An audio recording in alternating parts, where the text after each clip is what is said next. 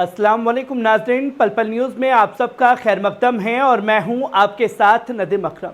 दोस्तों, Benjamin Netanyahu जो परसों तक अरब मुल्कों को धमकी दे रहा था कि दुनिया में जो भी चीज़ आप यूज़ करते हो वो मैं बनाता हूं और मैं उसमें धमाका लगा करके आपको उड़ा दूंगा, पर अरब मुल्क में से ही जो सबसे गरीब मुल्क है आज खड़ा हुआ और नेतन्याहू को दिन में 2 बार तारे दिखा दिए।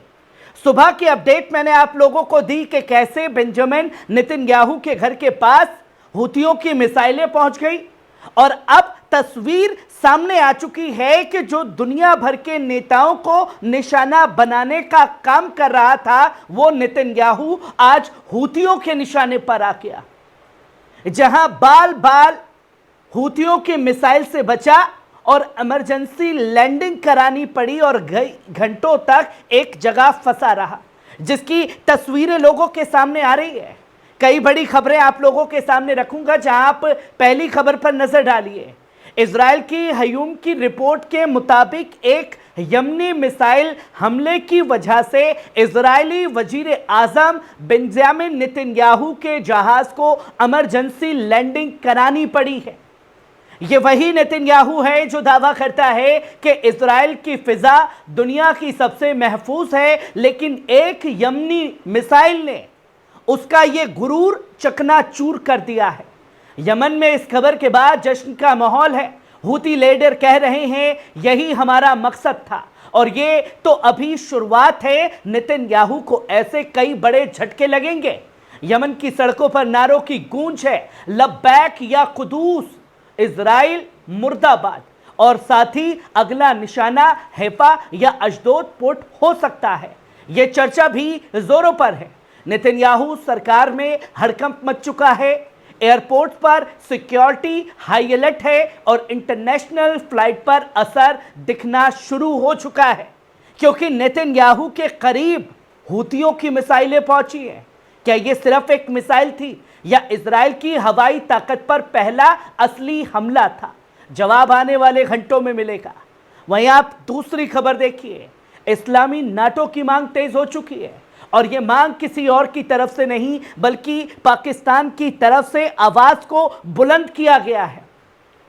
दोस्तों, पाकिस्तान के वजीर दिफा ख्वाजा आसिफ ने एक इंटरव्यू में दावा किया कि कतर पर इजरायली हमला अमेरिका की रजामंदी के बिना मुमकिन नहीं हो सकता था और इसी बयान के साथ उन्होंने एक बेहद अहम पेशकश रखी। अब वक्त आ गया है कि मुस्लिम ममालिक मिलकर एक इस्लामी नाटो बनाएं। यह बयान कतर में हुए अरब इस्लामी इमरजेंसी समिट के बाद लोगों के सामने आई, जहां तमाम मुस्लिम ममालिक ने इजराइल के हमले की शदीद मजम्मत की। उस हमले का जिक्र किया गया और ये बातें तमाम अरब लीडरों ने इस मंच पर रखी है, जिसकी जद्दोजहद भी शुरू हो चुकी है। पर कुछ लोगों को अपने बाप इजराइल पर ही यकीन होता है, जो ये समझते हैं कि भाई साहब इतना तगड़ा बम है इजराइल के पास, वो मारेगा और सब कुछ खत्म हो जाएगा।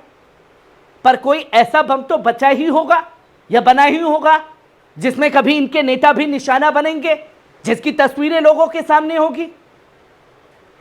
क्योंकि यह बताया जाता है कि साहब नदीम भाई, आप मुसलमानों को खुश करने के लिए ये बातें कर रहे हैं, पर असल में तस्वीरें क्या हैं?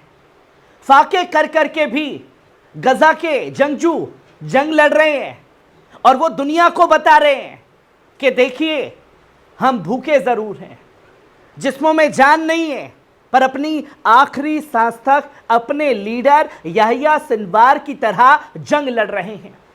और ख्वाजा आसिफ ने इसका भी जिक्र किया, हम किसी एक मुल्क को टारगेट नहीं करना चाहते, मगर अब अपनी दिफा यानी कि डिफेंस के लिए एकजुट होना पड़ेगा। इस्लामी दुनिया को दोस्त बने दुश्मनों को पहचानना होगा और मुत्तहिद होकर कॉमन चैलेंजेस का सामना भी करना होगा। वेस्टर्न वर्ल्ड में बदलाव की बयार है, जहां ख्वाजा आसिफ ने एक और अहम बात कही। अमेरिका और यूरोप में अब इजराइल के खिलाफ आवाजें बुलंद हो रही हैं। इसका मतलब यह है कि अब सिर्फ मुस्लिम उम्मा ही नहीं बल्कि पूरी इंसानियत जाग रही है। क्या वाकई एक इस्लामी नाटो बन सकता है? क्या वक्त आ गया है कि मुसलमान एक साजिश नहीं, एक सिस्टम बनाए? अगर किसी मुस्लिम मुल्क पर हमला हो तो तमाम नाटो अरब के मुस्लिम फौजी सामने आ जाए, जिसकी शुरुआत कतर ने कर दी है और आने वाले वक्त में आप इसका रद्द अमल भी होते हुए देखेंगे। वहीं आप तीसरी खबर देखिए, अमेरिका को ईरान की सख्त चेतावनी। ईरान ने अमेरिका को ऐसा करारा जवाब दिया है जो पूरी दुनिया के सामने वॉशिंगटन की मुनाफिकत और दोहरे मयार को बेनकाब करता है। ईरानी वजारत खारजा, क्योंकि कुछ लोग फिर पूछेंगे कि भाई आप वजारत खारजा कह देते हो, तो वजारत खारजा है, फॉरेन मिनिस्टर का बयान सामने आया जिसमें उन्होंने ये इल्जाम लगाया है। ये बयान उस वक्त आया जब यूएस स्टेट डिपार्टमेंट ने 2022 की ईरान में हुई दंगों की बरसी पर एक बयान जारी किया। लेकिन ईरान ने इस पर साफ कहा, जो मुल्क हमारी तबाही में शरीक रहा है वो हमें दोस्ती का झांसा दे रहा है। ईरान ने अमेरिका की इस झांसे की कई फहरिस्त गिनवाई है। 70 सालों की साजिश बताया, जिसमें पहली साजिश 1953 का तख्ता पलट, ईरान की मुंतखब हुकूमत गिराई गई अमेरिका की साजिश के तहत। दूसरा, इराक ईरान जंग में सद्दाम का साथ, जहां रासायनिक हथियार ईरानियों पर इस्तेमाल किए गए। तीसरी साजिश गिनवाई गई 1988 में ईरानी पैसेंजर प्लेन पर अमेरिकी हमला, 290 मासूम लोग मारे गए। चौथी साजिश बतवाई क्रू पाबंदियां, सेक्शंस, जिसमें आम ईरानी अवाम को बरसों तक तकलीफ हुई। पांचवी साजिश गिराई ईरान के न्यूक्लियर प्रोग्राम और साइंटिस्ट पर। इजरायली हमलों में अमेरिका की पूरी हिस्सेदारी थी। और उसके बाद न्यूक्लियर साइट पर अमेरिका के खुद हमले।